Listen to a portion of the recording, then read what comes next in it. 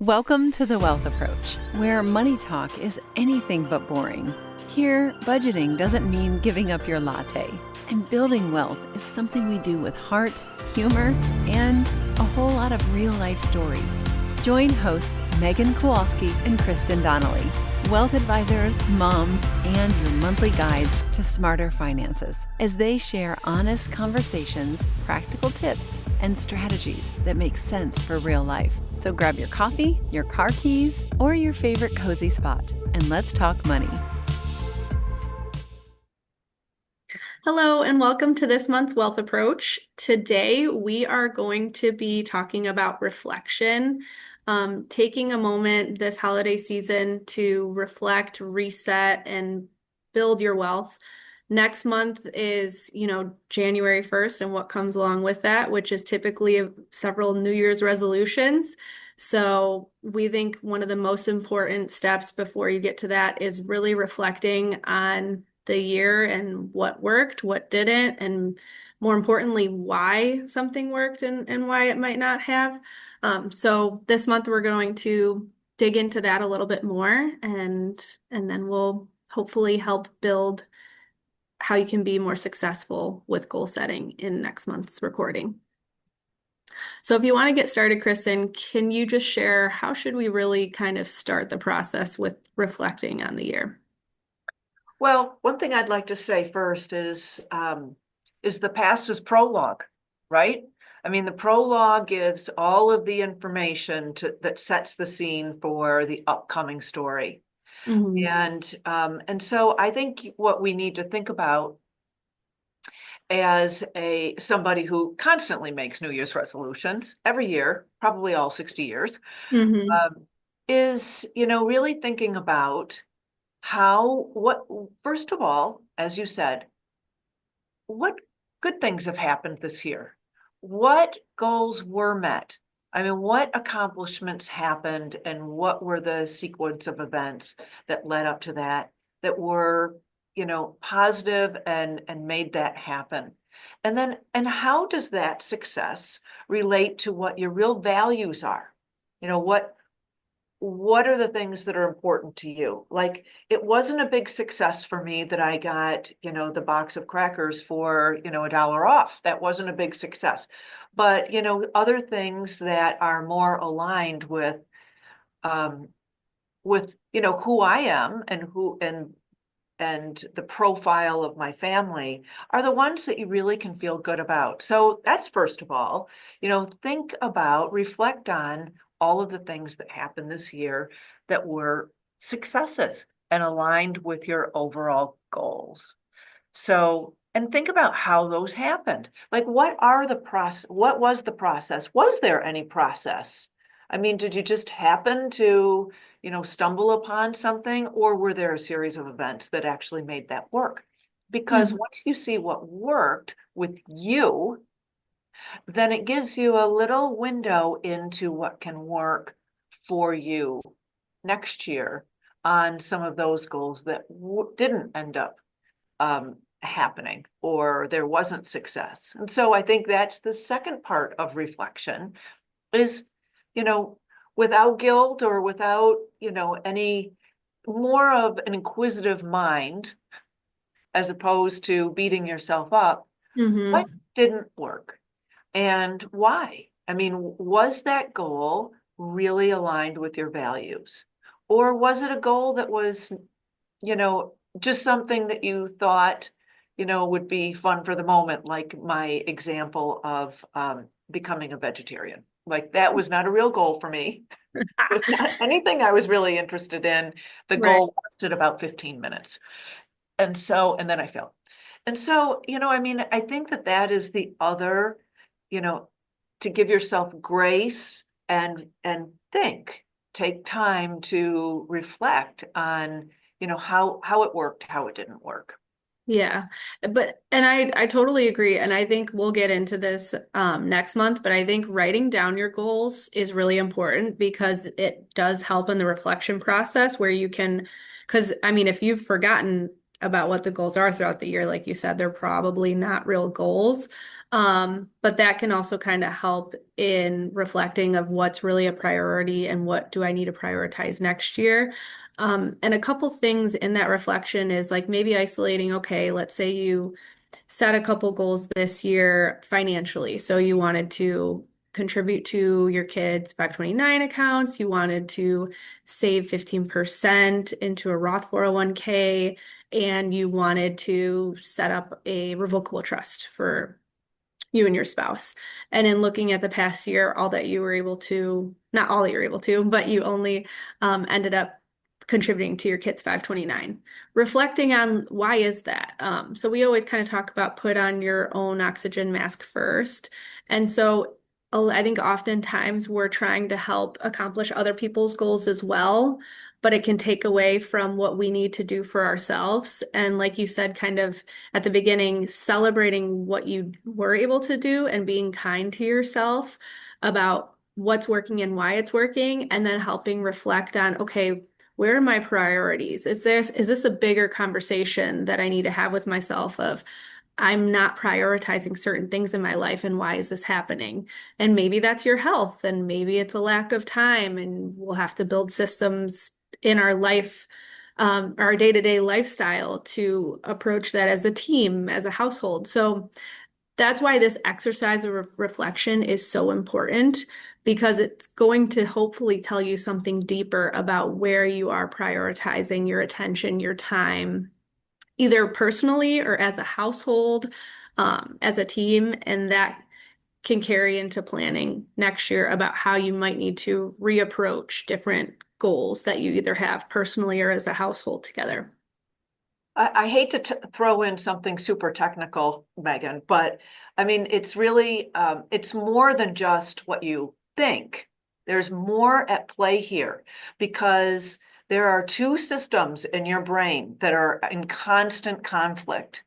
And one system is your limbic system, which is kind of your fight or flight, and is the system that, kind of controls your impulse. Mm-hmm. And those impulses are some of the things is the system that have kept people alive, kind of like action.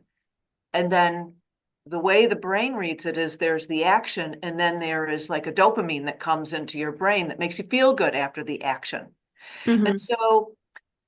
so and then there's the other one that is the frontal cortex, and that is your planning and decision-making part. When you put these two together, the limbic system will always win out. But the frontal cortex can be trained and can be worked to be stronger. And so it's not just that, oh wow, you weren't able to achieve that goal. You've got to realize that there is a lot happening even in your brain that Right. work against you planning and achieving goals. Mm-hmm. So, I mean, that's kind of, if you think about that, you've got you've got what you want to do in your heart and in your brain, but you have something else happening that you can't necessarily control. That is that little devil on your shoulder. That's Mm-hmm. what the limbic system is. No, I completely agree. And kind of something similar to that, that I just thought of when you said that would be like paying off different debts you might have, like different student debts. And there's the avalanche method and the snowball method. And the knee-jerk reaction in some cases is to just attack the smaller loans first, just so that you have less loans that you're dealing with, and then you can attack them. But in every case, the method that you're supposed to do is to pay off the loans with the highest interest first and then continue to attack from there. And that's how you can guarantee that you'll pay the least amount of interest over time. But again, you have to plan accordingly back into that and just stay firm in that plan. And that's just like one example with paying off debts, but it can apply to different pieces of your life. Our knee-jerk reaction is to just like, how can we quickly like get rid of this one task? Because we have constant task building from all angles, especially if you have kids, you have projects and other things that keep piling up. So we want to just keep, getting stuff off our desk and getting rid of it, but that's not always the best thing to do because sometimes it can keep pushing those really long-term goals that much further out and making them that much less attainable, especially long-term retirement goals.